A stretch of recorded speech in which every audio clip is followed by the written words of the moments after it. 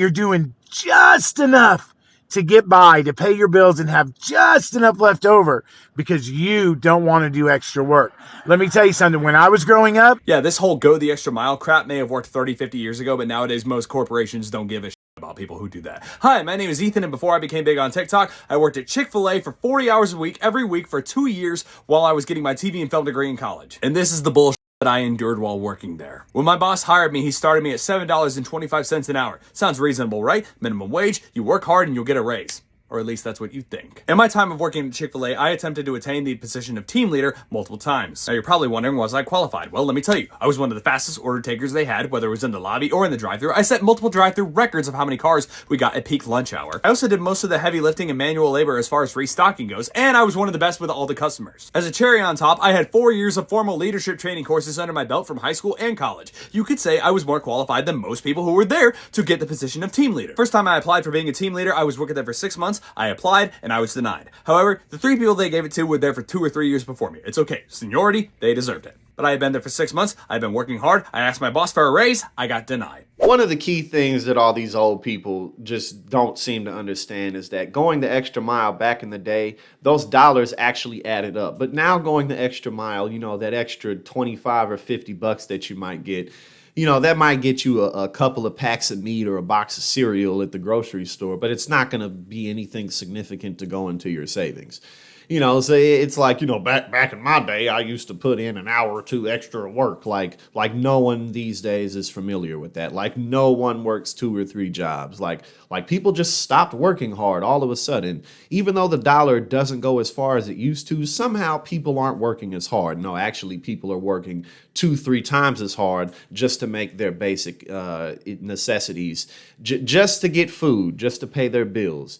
All the debt that's going on in the country, but they never seem to think about these things. Why? Because, well, then that would mean that they aren't better than us. The second time I applied to be a team leader, I had been working there for a year at this point. I asked my boss, hey, I'd like to apply for a team leader position. And he said, there's no team leader positions open at this time, unfortunately. Ask again later. Then I asked him again for a raise. Once again, I was denied. I'm still making only $7.25 an hour at this point. Skip ahead 2 months after that day. I come into work the next morning. A girl who had been working there for 4 months is wearing a team leader shirt. This girl was less qualified than I was and was nowhere near as productive of a worker as I was. Literally the ultimate slap in the face. Once again, I had asked for a raise. My boss denied me a raise. I am still only making $7.25 an hour at this point, and I am busting my ass more than 95% of the people who are working in this restaurant. I've had many jobs in my life, a whole lot in sales, and a lot of sales jobs are commission, and they're very hard. You on the floor, whatever department store you might be working in for literally, going through 10, 12-hour shifts where you just working that whole day.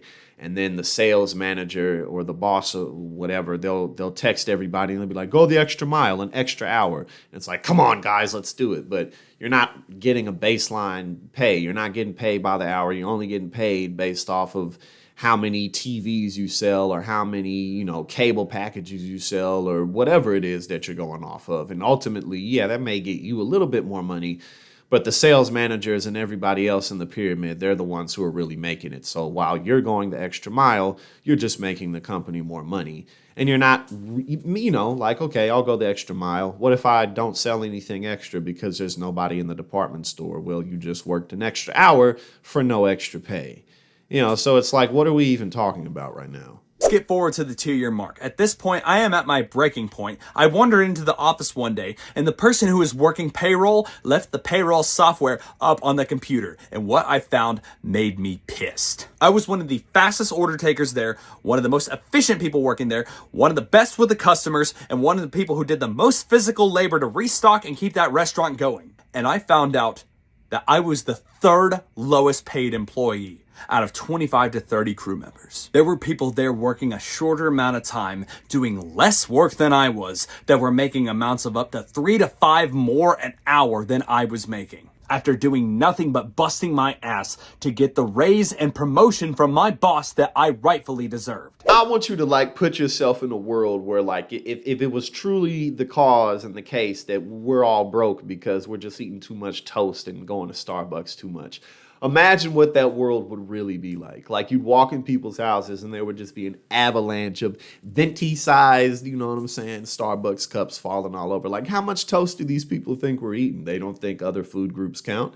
You know, they don't think that we eat beef and chicken and pork and grain and stuff like that.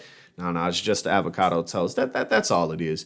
You know what I mean? And again, I point this out often. A lot of the people who say that younger generations just don't want to work hard, those are the same people who fought tooth and nail to keep segregation alive. Those are a lot of the same people who, you know, when little black girls were integrating schools, they were like, "Oh God, no, those people are not more intelligent than us. I'm sorry. I'm not sorry. You people are idiots." And the dollar went much further back in the day. That's really all that we're dealing with.